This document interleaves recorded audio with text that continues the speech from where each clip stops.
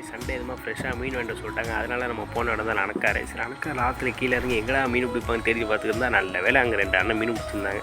சரி அவங்கள்ட்ட போய் மீன் கேட்கலான்னு பார்த்தா அது இருக்குது மீன் காமிச்சிட்டாங்க.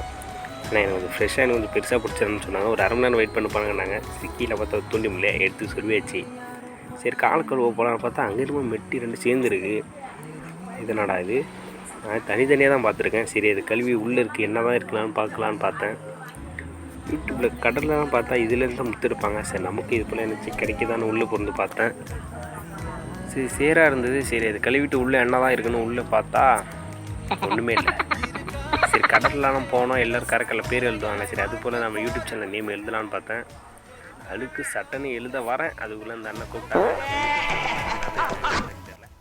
போய் பார்த்தா நல்லா பெரிய பெரிய மீனாக வச்சுருந்தாங்க. சரி அதுக்கப்புறம் நம்ம 2 கிலோ வாங்கியாச்சு. பாருங்கள் மீன் பெருசாக இருக்குது.